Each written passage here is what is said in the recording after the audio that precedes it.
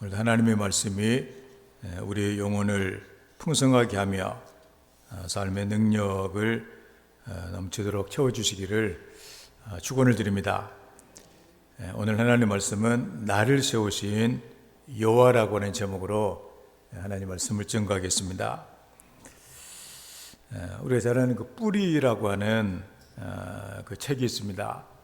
뿌리의 작가는 알렉스 헤일리라고 하는 사람인데, 뿌리는 바로 이 사람의 이야기라고 말할 수가 있는 것인데, 1921년 그는 흑인으로 태어나가지고 대학을 중퇴를 하고 직업 군인이 돼가지고 20년을 그렇게 살게 됩니다. 그는 그 해양 경비대에 근무를 하면서 틈틈이 책을 많이 읽었다고 합니다. 매일 일기를 쓰고 또 사람들에게 편지를 이렇게 보내며 작가로서의 실력을 키워나갔습니다.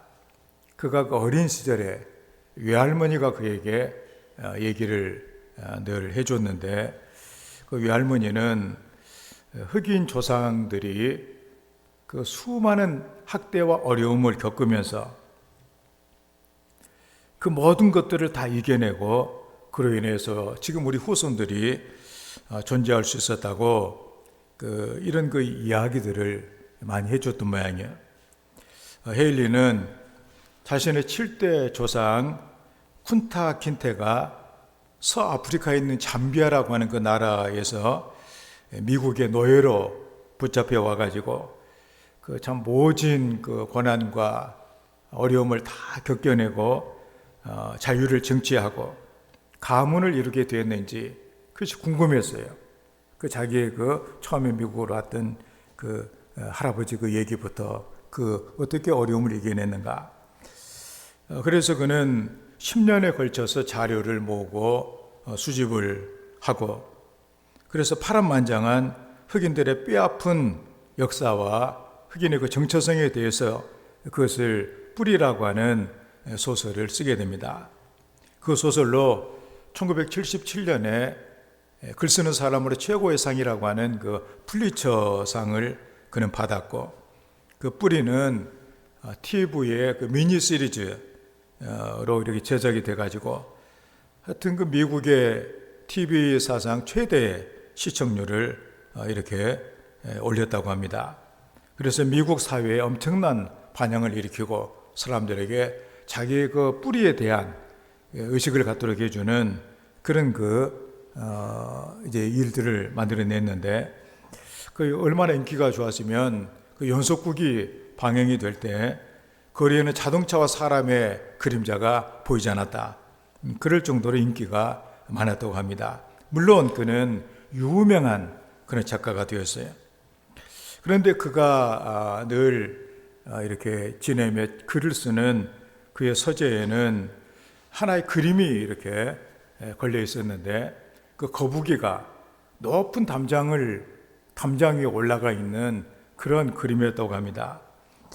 오늘 친구가 와가지고 그 그림을 이렇게 보면서 이제는 자네는 저 그림하고는 이제는 어울리지가 않네. 자네는 이제 워낙 유명한 사람이 되었지 않는가. 거북이 같은 인생이 아니네. 그렇게 얘기를 했겠죠. 그때 헤일리가 대답을 하기를 여기 있는 저기 있는 그 글을 얘기를 합니다. 이것은 매우 소중한 것을 깨우쳐 주는 그림이라네. 거북이는 걸음도 느리고 높은 곳에 혼자 오르지도 못해 담장 꼭대기에 올라갈 수가 없네. 누군가 도와준 덕택에 올라갔을 거야. 거북이처럼 부족한 내가 어떻게 이 자리까지 올 수가 있었겠는가. 하나님의 은혜라네. 하나님이 나를 세워주셨기 때문이라네. 늘 그는 그림을 이렇게 보면서 그 느리고 그 거북이가 올라갈 수 없는 담장 위에 거북이가 있다. 이것은 하나님이 나를 올려주셨기 때문이다. 그래서 부족한 자신을 늘 돌아보면서 자기를 높이 보는 교만에 빠지지 아니하고 오직 하나님의 은혜만을 늘 고백을 하며 살았다고 합니다. 그리고 하나님께서 세워주신 것을 확신하면서 그의 그 영적인 자존감이 굉장히 높아지게 된 것이죠.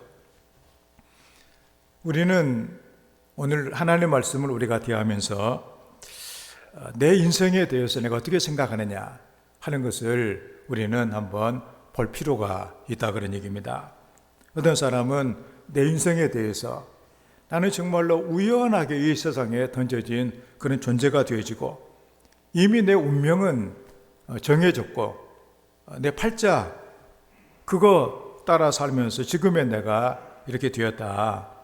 세상에 누가 나와 함께 하겠는가? 나밖에는 나는 믿을 수가 없다. 이렇게 하면서 살아간다면 아마도 그가 뭐가 좀 잘 돼 있다면 굉장한 교만한 사람이 되었을 것이고 뭐가 안 됐다고 한다면 심한 열등감과 좌절에 빠져 있는 이런 인생이 아마 될 수밖에 없을 것입니다. 여기에 반해서 내가 이 세상에 태어난 것은 하나님이 나를 이 세상에 뜻이 있어서 보내주셨고 그 많은 사람들 중에서 나를 예수를 믿게 하셨고 나를 예수를 믿게 하신 것은 나를 통해서 받으실 하나님의 영광이 계시기에 나는 하나님이 왜 나를 이 땅에 보내주셔서 나를 구원해 주셨는가에 대한 그 사명, 내 인생에 대한 사명을 이렇게 깨닫게 이렇게 되어졌을 때 우리는 어떤 상황 가운데서라도 결코 우리가 좌절하거나 교만하거나 또 이런 상황에 빠지지 않냐고 늘 자신을 미래지향적으로 세우며 나갈 수 있는 이런 인생이 되는 것이 가능하다 그런 얘기입니다. 우리가 본문의 말씀을 보게 되면 예레미야가 하나님께서 그를 불러주셔서 이스라엘의 위대한 선지자로 그를 사용하기를 원하는 그런 그 소명에 대한 그 내용을 우리에게 보여주고 있습니다. 하나님께서 예레미야를 선지자로 불러주셨습니다. 그 예레미야는 거기에 대해서 자기 자신을 보니까 도저히 자기는 하나님의 어떤 그 소명을 받을 만한 그릇으로는 너무도 부족한 자신을 발견하게 되어져요. 그래서 하나님 나는 못합니다. 그렇게 했을 때 하나님께서는 바로 내가 너와 함께 하겠다. 그리고 너는 내가 해준 말만 그대로 가서 전하면 된다. 그렇게 하면서 예레미야를 세워주셨고 결국 예레미야는 이스라엘의 대선지자로 사명을 감당하는 이런 일들을 그는 이루게 됐다는 사실입니다. 우리는 세상을 살아가면서 정말 어떨 때는 너무나도 쓸쓸하고 어떨 때는 너무나도 외롭고 또 넘어지고 또 실수하고 그때마다 늘 우리는 좌절하고 이럴 때가 너무나도 많습니다. 그렇지만 하나님은 우리를 그렇게 허약하고 아무것도 하지 못하고 그냥 세월이나 변통하며 살아가는 이런 인생으로 우리를 보지 않으신다는 사실입니다. 나는 부족하지만 나는 연약하지만 나는 능력이 없지만 하나님께서 나와 함께 하셔서 나를 통해서 일하신다고 하는 이 사실을 우리는 결코 잊어서는 안 되겠다 그런 얘기입니다. 그래서 오늘 하나님께서는 이렇게 저와 우리 성도들에게 불러주셔서 하나님의 말씀을 들려주시면서 네 인생은 참으로 귀한 인생이고 너는 그냥 아무렇게나 살다가 끝날 인생이 아니기 때문에 새로운 마음의 다짐을 통해서 네 미래를 복되게 해야 된다고 하는 하나님의 소명 앞에 겸손해지기를 원하고 계신다 그런 얘기입니다. 오늘 5절의 말씀을 우리가 이렇게 보게 되면 내가 너를 모태에서 짓기 전에 너를 알았고 내가 배에서 나오기 전에 너를 성별하였고 너를 여러 나라의 선지자로 세워놓으라. 그게 하나님이 하신 말씀이에요. 이 현대 번역으로 보면 내가 모태에서 너를 만들기 이전에 이미 나는 너와 할 일을 계획해 놓았었다. 내가 이 세상에 태어나기도 전에 나는 이미 너를 구별해 세계 만민을 위한 예언자로 선정해 놓았다. 그러니까는 예레미야는 지금 자기를 생각했을 때 나는 정말로 나는 나이고 철부지고 난 아무것도 하지 못하는 이런 인생이고 내가 뭘 하겠느냐 나는 아무것도 이런 생각을 했을 때 하나님께서는 너 그렇게 생각하지 마라. 이미 너는 세상에 생겨나기도 전에 나는 너와 같이 해야 될 일을 내가 미리 다 정해놨다. 그래서 나는 너를 구별해가지고 조그만 이런 것이 아니라 세계 만민을 위한 예언자로 너를 내가 구별해 놓았다. 그러면서 그의 정체성에 대해서 그렇게 말씀을 해주고 계십니다. 여기서 너를 세워놓으라, 이 말의 뜻은 주다 놓다 이런 그 의미가 있는데 완료형을 이미 사용을 하고 있죠. 이미 내가 너를 세웠다. 너는 그렇게 될 것이다. 이렇게 확실하게 예레미야에게 말씀을 해주고 있다는 사실입니다. 그래서 하나님께서는 예레미야를 이미 충성스럽고 위대한 하나님의 선지자로 이미 택하시고 정해놓으셨다. 그러므로 우리는 이 말씀이 예레미야에게만 해당되는 말씀이 아니라 내게 해당되는 말씀이다, 그런 얘기입니다. 나는 내가 나를 생각해도 나는 철부지고 내가 뭘 하겠느냐 생각할지 모르지만 하나님께서 이미 네가 세상에 생겨나기도 전에 나는 네가 뭘 해야 될지를 알고 있었고 너는 그것을 할 수 있도록 내가 모든 걸 조치해 놓았다고 하시는 그 말씀이죠. 그래서 우리는 이 짧은 우리의 인생 또 남은 세월을 생각할 때 내가 도대체 뭘 할 수가 있겠는가, 그런 우리에게 주신 하나님의 뜻이 무엇인가를 깨닫고 마지막까지 그 하나님의 그 사명을 붙들고 그 사명을 잘 감당할 수 있는 이런 성도들이 되는 것이 마땅하다, 그런 얘기입니다. 그래서 오늘 내가 너를 세워놓으라, 이 말씀을 생각하면서 하나님께서 우리에게 뭐라고 하시는가 하는 것들을 듣는, 하나님 말씀을 듣는 이런 성도의 삶이 되기를 주의 이름으로 축원합니다. 첫째로 너를 지켜주겠다 하시는 말씀이에요. 하나님의 사명을 감당할 수 있도록 너를 지켜주겠다, 그런 얘기죠. 8절의 말씀에 너는 그들 때문에 두려워하지 말라. 내가 너와 함께하며 너를 구원하리라. 나 여호와의 말이니라. 현대 번역은 내가 언제나 너와 함께 있으면서 너를 보호해 줄 것이니 너는 어떤 삶도 무서워하지 말아라. 내가 말하였으니 꼭 그대로 될 것이다. 내가 너를 보호해 주겠다. 어떤 삶도 무서워하지 말라. 우리가 우리의 삶을 꾸려가는 이런 과정에 더구나 우리가 하나님께서 나를 예수를 믿게 하시고 내게 주신 그 사명을 우리가 발견했을 때 우리는 그 일을 감당할 때 굉장한 부담을 가질 수밖에 없다, 그런 얘기죠. 예레미야가 그랬듯이. 그렇지만 하나님께서는 네가 그 사명을 위해 살아가는 그 삶에 어떠한 일도 절대로 무서워하지 말라. 왜냐하면 내가 너와 함께 있으면서 너를 보호해 주겠다. 이 말씀을 잊지 말아야 되겠다, 그런 얘기입니다. 그래서 여기 구원하리라, 너와 함께 너를 구원하리라, 이 말씀은 돌봐주겠다 또는 보호하다, 그런 의미예요. 지켜준다, 그런 얘기죠. 그러니까 예레미야가 사명을 감당할 때 그 사람을 상대하는 일이고 사람들이 엄청난 반대와 극렬한 박해가 있을 것을 예레미야가 다 알고 있었죠. 그렇지만 그런 그 가운데 내가 너와 함께하고 너를 구원해 주겠다. 그 사람들 때문에 너는 두려워하지 말라. 그렇게 말씀을 하고 계시는 것이죠. 참으로 하나님의 구원이 보장되어 있다, 보호해 준다, 이 사실을 기억하면서 늘 우리는 담대한 이런 그 마음을 가지고 우리의 삶이 나 혼자 모든 것을 짊어지는 것이 아니라 우리 예수님께서 수고하고 무거운 짐진 자들아 다 내게로 오라, 내가 너를 쉬게 하겠다. 그 얘기는 우리 주님께서 내 짐을 대신 져주시겠다는 그런 얘기입니다.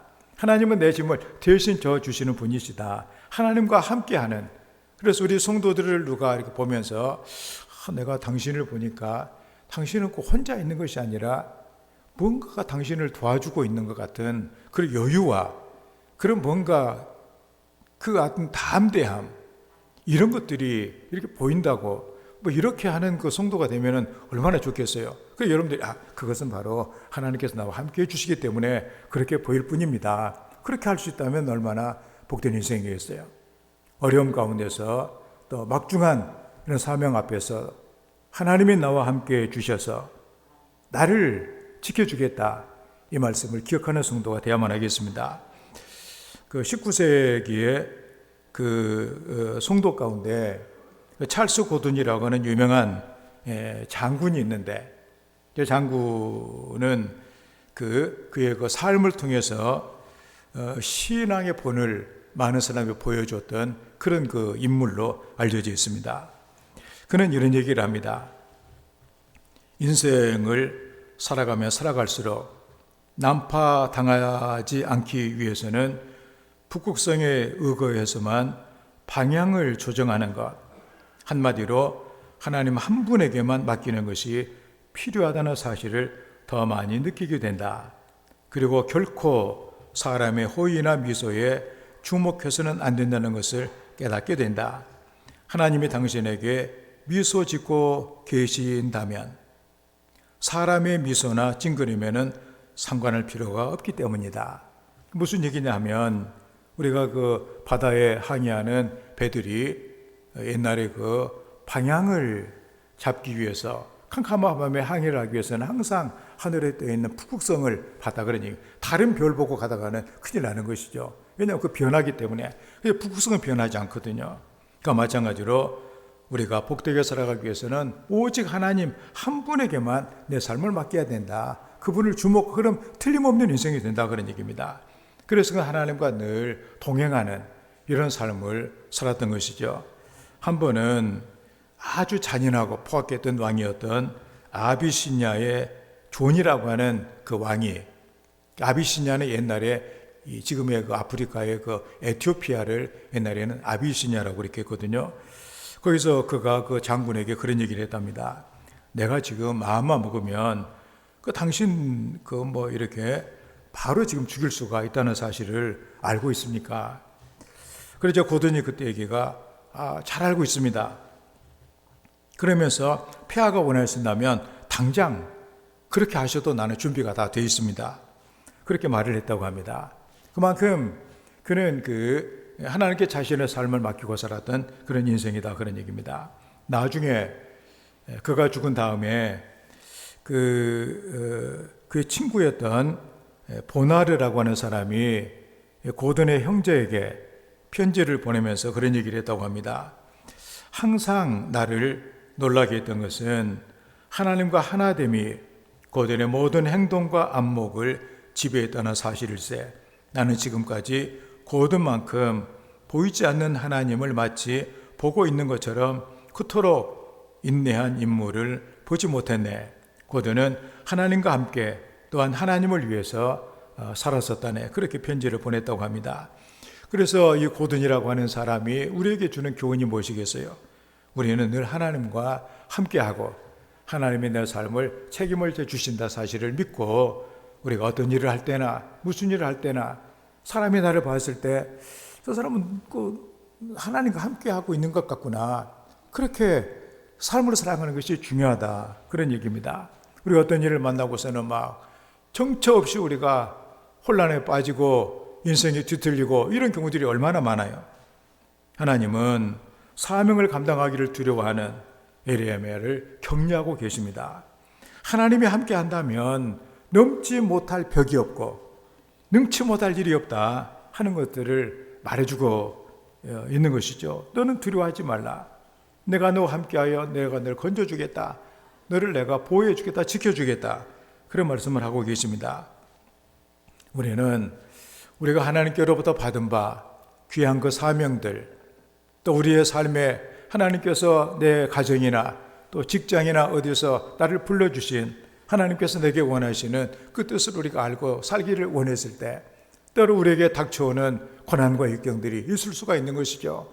그래서 우리 성도 가운데 이런 일들이 내가 하나님께 향해서 나가기를 원했을 때 닥쳐오는 고난들이 있을 때 우리는 오늘 하나님의 이 말씀, 너 두려워하지 말라, 내가 너와 함께하여 너를 지켜주겠다, 이 말씀을 기억하면서 거룩한 삶을 통하여 하나님의 도움을 받는 우리 성도가 되어야만 하겠습니다.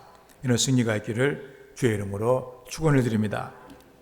다음에 우리가 나를 하나님이 세워주셔서 내게 말씀을 주겠다고 하나님께서는 말씀을 하세요. 9절의 말씀 보니까 여호와께서 그의 손을 내밀어 내 입에 대시며 여호와께서 내게 이르시되 보라 내가 내 말을 내 입에 두었노라. 현대 번역은 그때 여호와께서 손을 내밀어 내 입술을 만지시며 다음과 같이 말씀하셨다. 똑똑히 알아두어라. 내가 내 입에 나의 말을 담아주었다. 그러니까 지금 예레미야는 하나님이 그에게 하신 그 말씀을 그대로 전해야 돼요. 그런데 나는 철부지런하다 일을 못해. 그 자기가 해야 될 일을 보니까 그 말이 나오는 순간에 자기가 어떻게 될 줄 다 알고 있었다 그런 얘기입니다. 그래서 예레미야는 그것 때문에 굉장히 괴로워하는 거예요. 근데 이 말이 있을 때 세상 모든 사람이 다 나를 죽이려고 달려들 것인데 나를 반댈 것인데 어떻게 합니까? 무슨 얘기를 그때 해야 됩니까? 그랬을 때 여호와께서 입에 대시며 하나님의 손을 그 입에 대시며 하나님이 함께 하겠다는 그런 얘기죠. 내가 내 말을 내 입에 두었노라. 내가 내 입에 나의 말을 담아두었다. 그걸 할 수 있도록 하나님이 다 해주시겠다 그런 얘기입니다. 내 말을 내 입에 두었다. 이 말의 뜻은 말씀을 위임해 주었다 그런 얘기입니다. 그래서 하나님께서는 말씀으로 세상을 창조해 주셨습니다. 그리고 그 창조의 그 말씀을 예레미야에게 맡겨주셨다는 얘기입니다. 그래서 예레미야는 그 말씀을 주심으로 말미암아 그는 그 말씀의 약속을 믿고 나가기만 하면 그 사명이 감당될 수 있다고 하는 것을 보여주고 있습니다. 사실 예레미야는 그렇게 말을 했습니다. 말하니까는 엄청난 반대가 막 자기를 막 죽이려고 막 감옥에 가두고 막 이렇게 이런 그 시도가 여러 번 있었다 그런 얘기입니다. 그런데도 그는 하나님께서 그에게 주신 그 말씀 그것을 전하기 위해서 목숨을 두려워하지 않는 그런 그 삶을 살게 되어진 것이죠. 우리는 세상을 살아가면서 모든 것을 이길 수 있는 힘이 어디에 있는가? 하나님의 말씀에 있습니다. 그래서 우리는 오늘 이 시간에 말씀을 듣는 것이고 성령께서 여러분의 마음속에 이 말씀을 심어주시고 그 말씀이 여러분의 삶을 움직이기를 하나님은 원하고 계시다 그런 얘기입니다. 영국의 존 밀턴의 신락원이라고 하는 그런 그 책이 있습니다. 신락원, 낙원 잃어버렸다 그런 얘기죠. 아담과 하와가 그 에덴 동산을 잃어버린 것을 얘기하는 것인데 거기 보면은 그 하와가 아담이 모르게 그 선악과를 따먹고 아주 그 너무도 마음이 아주 괴로운 거예요. 내가 왜 이런 짓을 저질렀는가? 그래서 죄책감으로 차라리 내가 죽어야 되겠다. 죽으려고 합니다. 그런데 아담이 하와에게 그런 얘기를 합니다. 그대는 하나님이 우리에게 주신 말씀을 깨닫지 못하는가? 그 약속의 말씀이 있지 않는가? 그게 바로 뭐냐? 바로 당신의 자네, 그 하와의 후손이 사탄의 뱀의 머리를 깨트린다고 하는 그 약속의 말씀을 주셨는데 약속의 말씀을 잊지 말라고 충고를 합니다. 그 말씀이 뭐냐면 바로 여인의 후손인 바로 하와의 후손으로 예수님께서 오셔서 바로 사탄의 권세를 무너뜨린다고 하는 지금은 우리가 사탄에게 져가지고 에덴 동산을 우리가 잃고 도망가는 신세가 되었지만 그렇지만 하와의 후손이 바로 예수 그리스도께서 사탄의 세력을 멸하신다고 하는 그 약속이 우리에게 있지 않는가? 그래서 자기들은 죄를 지었기 때문에 그 에덴 동산에서 추방을 당하지만 그런데 예수님께서 죄를 해결해 주시고 다시 낙원을 회복해 주리라고 하는 그 약속을 믿고 둘은 손을 잡고 바로 에덴 동산을 떠나는 그런 장면입니다. 바로 그 장면, 그 약속의 말씀, 그것이 바로 아브라함을 통해서 그리고 선지자를 통해서 바로 예수님을 통해서 우리에게 그대로 이루어진 것을 우리는 본다 그런 얘기입니다. 하나님은 사람을 세우실 때 빈손으로 사람을 보내는 분이 아니다 그런 얘기입니다. 말씀으로 채워주셔서 그 말씀의 능력이 우리와 함께 하도록 해주신다 그런 얘기입니다. 그리고 예수님의 제자들을 우리가 봐도 그렇잖아요. 그 뛰어난 이런 그 학력을 갖고 있고 뭐 정치적으로 어떤 위치에 있고 이런 사람들이 아니에요. 바다에서 그냥 주로 어부들로 고기나 잡아먹고 있는 이런 사람들이에요. 예수님이 그를 부를 때 내가 사람을 낳게 될 것이다. 너희들 세상을 움직일 것이다. 그랬을 때 제자들이 꼭 예레미야하고 똑같아요. 아니, 세상에 그 똑똑하고 그 아주 훌륭한 사람들이 너무도 많고 많은데, 그 사람들이 아주 많고 많이 쌓였는데 하필이면 바다에서 고기나 잡아먹고 살아가는 나를 불러가지고 세상을 변화시킨다니 이게 말이나 됩니까? 사람들 다 그렇게 생각했겠죠.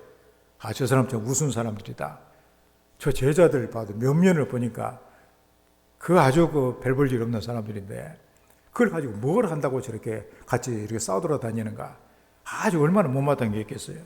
그렇지만 예수님께서 그들과 함께 하시고 그게 바로 말씀을 주셨다 그럽니다. 그러니까 그 말씀을 전했을 때 하루에 그 말씀을 듣고 3,000명, 5,000명씩 회개하고 예루살렘 교회가 세워지고 온 세계의 교회가 세워지고 마귀의 세력을 멸하며 오늘 또 하나님 앞에 예배드리는 하나님의 자녀가 되는 이 은혜가 바로 우리에게 주어지지 않았느냐 그런 얘기예요. 하나님께서는 이렇게 사람을 부르실 때 여러분들에게 어떤 사명을 주셨을 때 그냥 우리를 그냥 아무것도 주지 않고 하라고 그렇게 하지는 않는다 그런 얘기예요. 반드시 말씀을 주세요. 그래서 베드로가 그 고기잡이를 했을 때도 밤새껏 자기 나름대로 수고했지만 한 마리도 못 잡았지만 말씀을 주시니까 그 말씀 갖고 가니까 그물이 막 찢어지게 두 배가 막 장비도록 많은 열매를 수확을 거두지 않았느냐 그런 얘기예요. 하나님께 우리에게 약속의 말씀을 주십니다. 이것은 씨예요, 씨. 그리고 씨는 많은 가능성을 가지고 있습니다. 그렇기 때문에 우리는 하나님께서 주신 내 입에 대시며 여호와께서 내게 이르시되 내 말을 내 입에 두었다. 걱정하지 마라. 내가 너와 함께 한다는 얘기 아니에요. 내가 대신해 주겠다. 그런 말씀이에요. 그래서 우리는 하나님께서 나를 세우셨으니 하나님이 내가 순종만 한다면 그 말씀에 순종만 한다면 넉넉하게 모든 것을 하실 수 있다.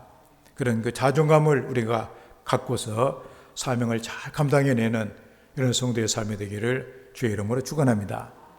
그다음 하나님 우리를 세워주셔서 건설하게 하겠다고 말해주고 있습니다. 10절의 말씀 보니까 보라 내가 오늘 너를 여러 나라와 여러 왕국 위에 세워 내가 그것들을 뽑고 파괴하며 파멸하고 넘어뜨리며 건설하고 심게 하였느니라 하시니라. 현대 번역은 오늘부터 내게 세계 만민과 세계 만국을 다스릴 권세를 주었으니 너는 내가 시키는 대로 그것들을 뽑아내거나 무너뜨리고 멸망을 시키거나 파괴하고 세우거나 심어 놓아라.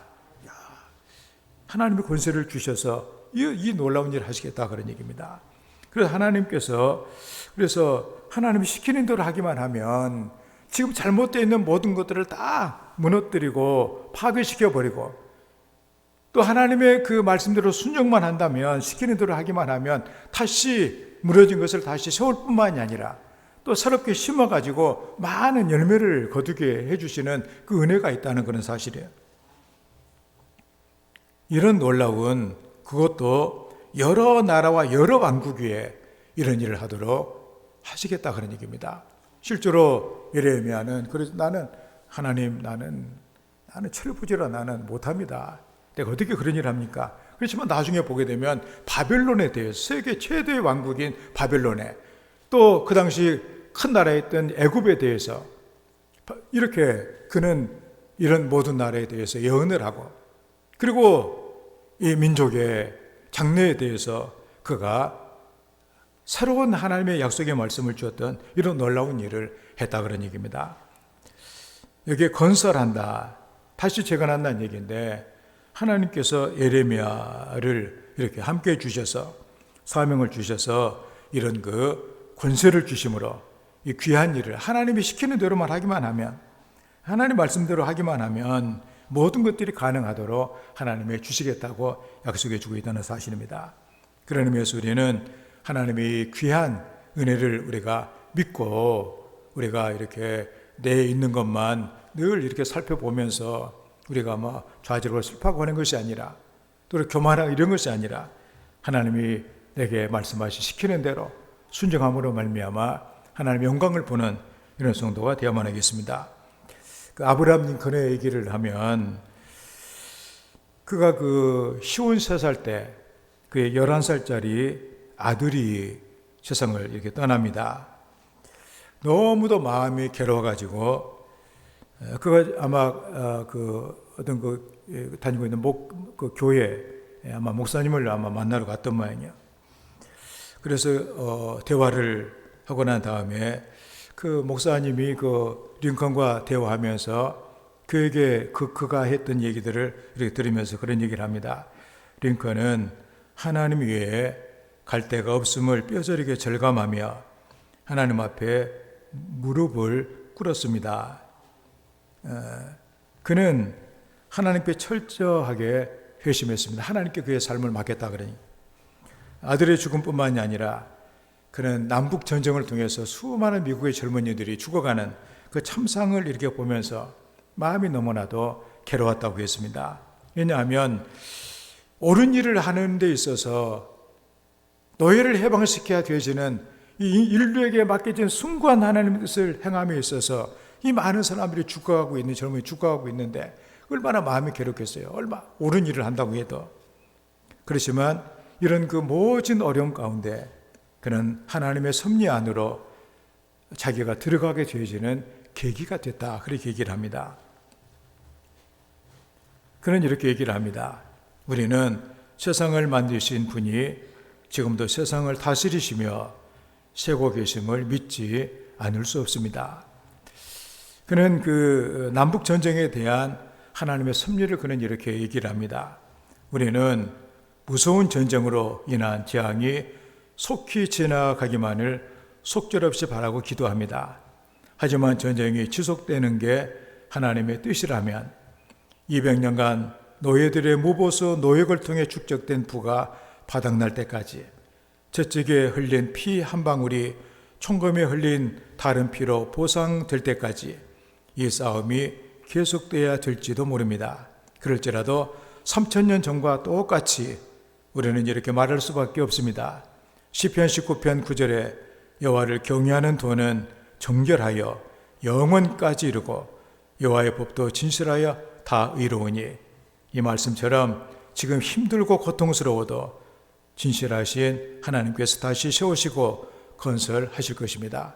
결국 그는 전쟁을 하면서까지라도 하나님께서 원하신 그에게 맡겨주신 그 사명, 인간의 존엄성에 대해서 절대로 사람은 사람을 종으로 부릴 수 없다고 하는 그 하나님의 뜻을 이루기 위해서 그의 몸을 던졌던 것을 우리가 보게 됩니다. 참 우리는 링컨을 생각할 때 마음이 좀 유한 사람이 아닌가, 신앙의 사람이 약한 것 아닌가 이런 생각을 우리가 할 수도 있지만 그런 그 전쟁까지 하면서 전쟁하면 수많은 사람이 죽어가는 그 고통스러운 그런 모습을 보면서도 그는 하나님의 뜻이 이루어지기를 원하며 사명의 자리에서 그는 결코 어긋남이 없었다는 사실을 우리는 배우게 된다 그런 얘기입니다. 예레미야, 사실 당시 그 사회 정말로 잡초와 독초들이 가득한 그런 밭과 같았습니다. 이것을 뽑아내고 서럽게 심어야만 합니다. 지금 세워지는 건물들은 다 위험한 건물들이라 언제 무너질지 모르는 그런 가운데 있는데 이것을 헐어버리고 다시 세워야 되어지는 그런 그 상황이었습니다. 그런데 그 일을 하는 것은 그에게 있어서는 너무나도 어려운 일이었고 너무나도 그 사명을 감당하기는 자기의 부족함을 느낄 수밖에 없는 그런 상황이었어요. 그래서 그는 나는 철부지라 나는 못합니다. 그렇게 했지만 하나님께서는 내가 너와 함께 하는데 내가 너에게 말씀을 네 입에 이렇게 두었는데 내 권세가 너와 함께 하는데 네가 왜 못하겠느냐. 그래 하나님께서 함께 하시 결국 예레미야는 사명을 완수를 합니다. 우리 성도들도 내가 어떻게 내가 삶을 살아갈 것인가 그런 그 생각을 그런 결단을 해야 될 그런 그 순간이 아닌가. 이거 우리가 알아야 되겠다는 사실이에요. 그럼 내가 그냥 먹고 살다가 그냥 죽게 되면 죽겠다 이런 식으로만 사는 것은 하나님이 원하지 않는다 그런 얘기죠.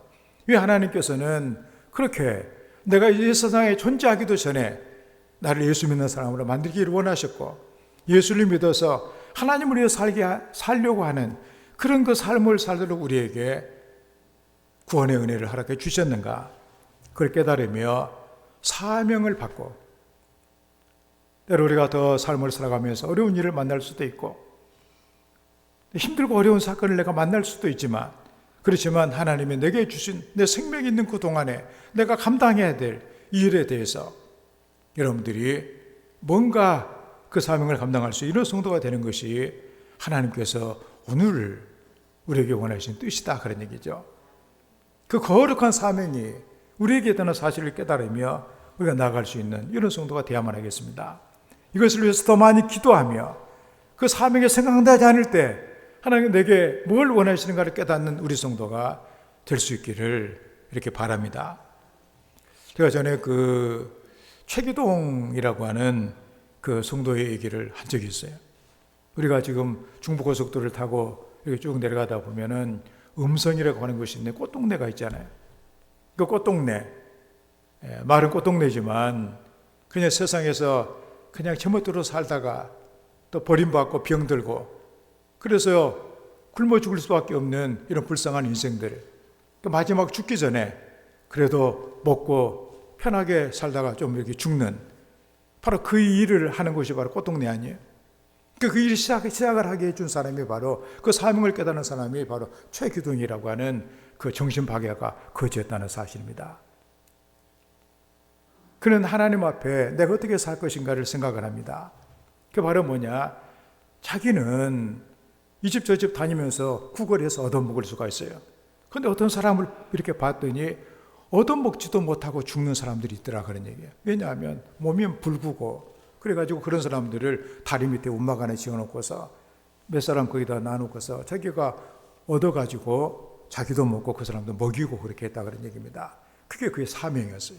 죽기 전에, 그래도 사람이 죽기 전에 먹고는 사람이 먹고 살다가 죽기는 해야지, 굶어 죽는 것은 이게 인생이 이건 정말 안 됐다 그런 얘기죠. 그 글이 지나가던 그 어느 신부가 그걸 이렇게 바라봤더니 세상에 그 자기도 거지고 정신박약아가 타는 사람을 죽기 전에라도 먹고라도 죽으라고 이렇게 얻어먹여 주더란 얘기예요. 그러면서 그 사람을 얘기했더니 얻어먹을 수만 있는 것도 하나님의 은혜라고 얘기를 한다 그런 얘기입니다. 감명을 받고, 그래서 정말로 굶어 죽을 수밖에 없는, 비참하게 죽을 수밖에 없는 마지막을 그래도 인간의 존엄성을 최소한이라도 간직하면서 먹고 그래 편하게 죽을 수 있는 이런 일을 하는 것이 필요하겠다. 그래서 생기는 꽃동네다 그런 얘기입니다. 그런 의미에서 본다면 우리 모든 성도들도 뭔가 우리를 통해서 하나님께서 기뻐하실 그런 사명이 있다는 사실이죠. 그걸 우리는 예레미야를 통해서 우리에게 말씀해 주고 계신다 그런 얘기입니다.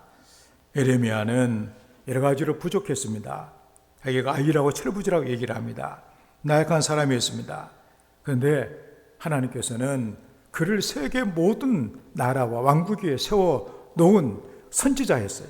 하나님은 그를 선지자로 보고, 그리고 이 놀라운 일을 행할 사람으로 그를 이미 결정을 해놨다 그런 얘기입니다.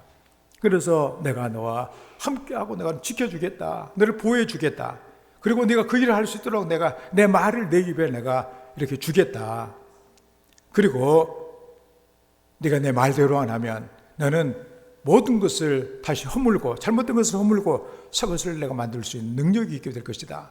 그랬더니 결국 그 일을 했다 그런 얘기입니다. 우리 얼마 동안 살지는 모르지만 우리도 영적인 자존감을 가지고 그냥 살다가, 세월에 쫓겨 살다가 그냥 죽는 이런 인생이 아니라 마지막까지 우리의 사명을 우리가 바라보면서 그 사명을 늘 의식하면서 하나님을 기쁘시게 하며 우리도 헛되지 않는 그런 인생으로 우리의 남은 인생을 이루어 가실 이런 성도가 다 되기를 주의 이름으로 축원합니다.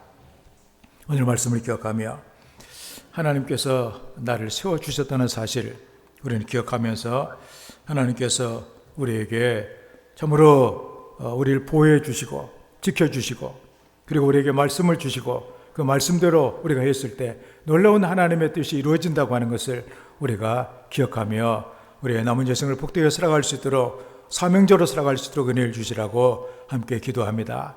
하나님 우리 아버지여, 우리를 사랑하시고 이렇게 불러주셔서 하나님의 말씀을 주신 것을 감사합니다. 하나님께서 우리를